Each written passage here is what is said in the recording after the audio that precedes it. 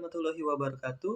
Halo semuanya, perkenalkan, saya Randi Saputra, mahasiswa dari Universitas Sriwijaya dengan NIM 0102 1282 22 7079 dari Fakultas Ekonomi, Program Studi Ekonomi Pembangunan, Kampus Indralaya, Angkatan 2022.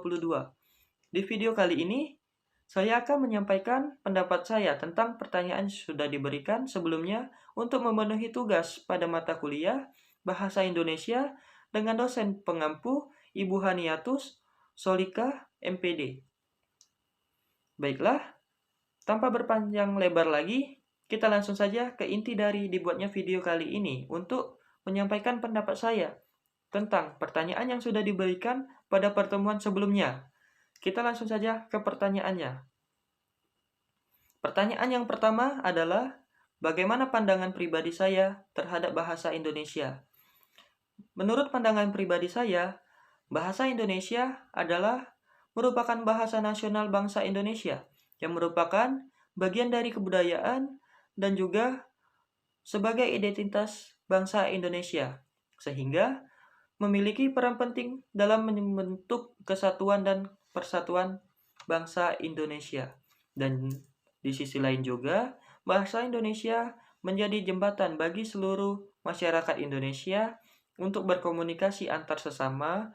Hal ini juga didukung oleh banyaknya berbagai macam daerah di seluruh Indonesia yang mempunyai bahasa-bahasa daerahnya sendiri-sendiri, sehingga menyulitkan masyarakat yang berbeda daerah untuk berkomunikasi. Dan karena itulah, bahasa Indonesia memainkan peran besar dalam menjembatani komunikasi antar warga negara dan memfasilitasi pendidikan, informasi, dan peluang lainnya dalam kehidupan sehari-hari. Nah, tadi adalah pendapat pribadi saya tentang bahasa Indonesia. Baiklah, selanjutnya kita akan membahas pertanyaan kedua. Bagaimana perkembangan bahasa Indonesia pada zaman generasi milenial sekarang ini mencakup permasalahan yang terjadi. Seperti yang kita ketahui, pada era globalisasi ini, penggunaan bahasa gaul dan bahasa asing membuat perkembangan bahasa Indonesia terancam karena mengikuti perkembangan zaman, kemampuan berbahasa asing sangat dibutuhkan, apalagi dalam sudut teknologi dan komunikasi. Maka dari itu, rasa keinginan kaum muda untuk belajar dan menguasai bahasa asing inilah yang membuat bahasa Indonesia tersingkirkan.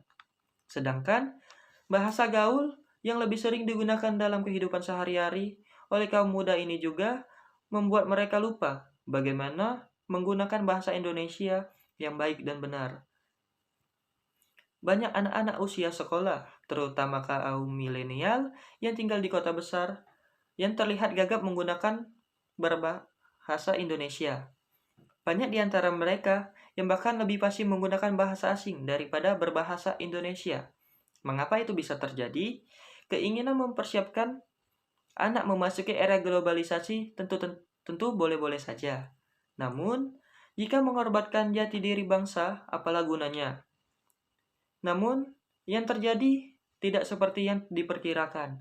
Anak-anak justru semakin asing dengan bahasa lokal. Menjamurnya bahasa bilingual memperparah kondisi ini. Beberapa sekolah yang berlabel sekolah internasional bahkan menggunakan bahasa asing sebagai bahasa pengantar kegiatan belajar satu mata pelajaran yang diajarkan hanya beberapa jam dalam seminggu.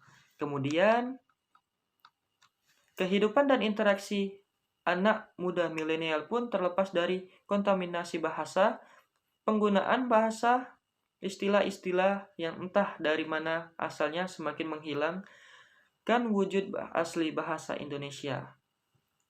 Nah, tadi adalah perkembangan bahasa Indonesia pada zaman milenial generasi muda menurut pendapat pribadi saya.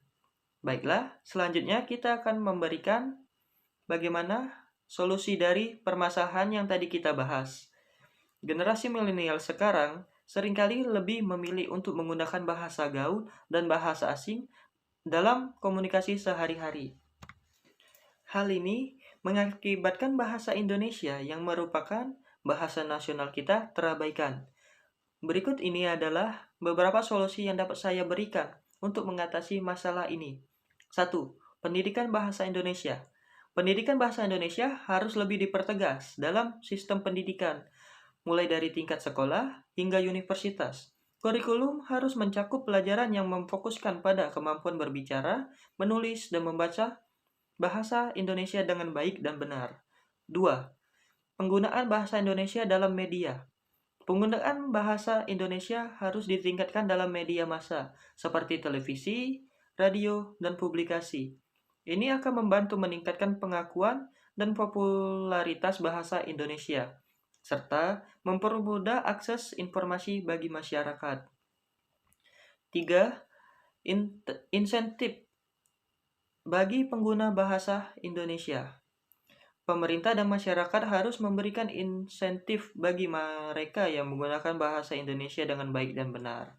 Ini bisa berupa penghargaan, sertifikat, ataupun keuntungan lain yang dapat mendorong mereka untuk menggunakan bahasa Indonesia. 4. Penciptaan budaya dan tradisi. Penciptaan budaya dan tradisi yang memprioritaskan penggunaan bahasa Indonesia akan membantu menjaga keberlanjutan bahasa nasional kita.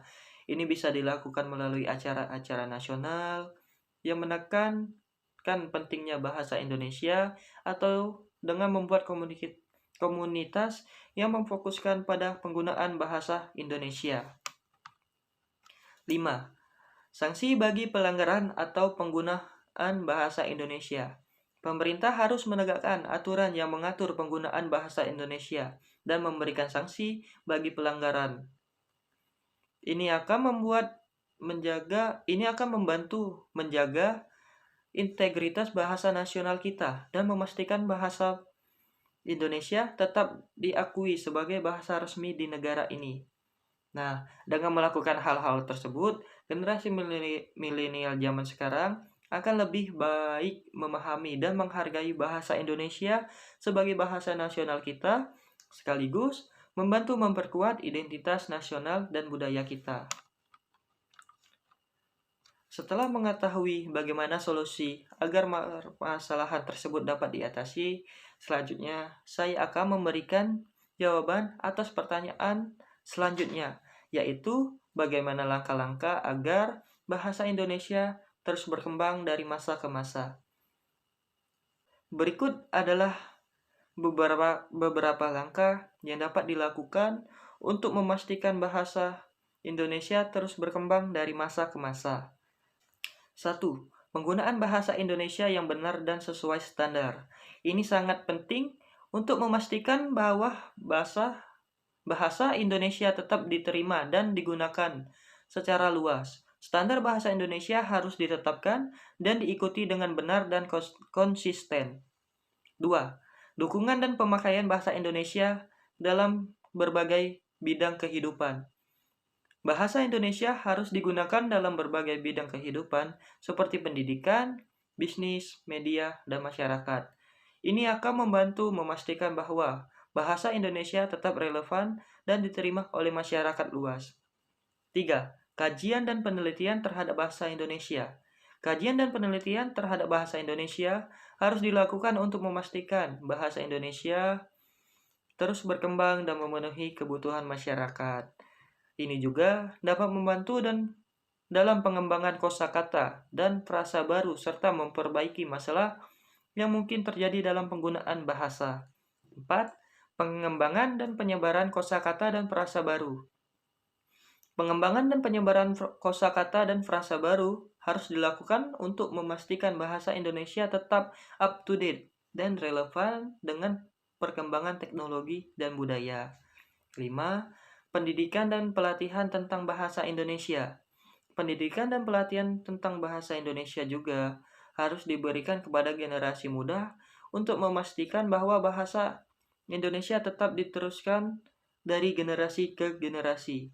Ini juga akan membantu memastikan bahwa bahasa Indonesia akan tetap digunakan dengan benar dan sesuai standar. 6. Peningkatan kualitas dan kuantitas sumber daya bahasa Indonesia.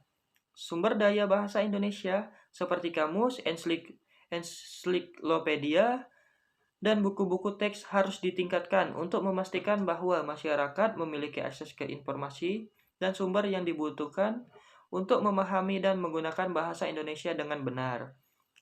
7. Promosi dan peningkatan kesadaran tentang pentingnya bahasa Indonesia.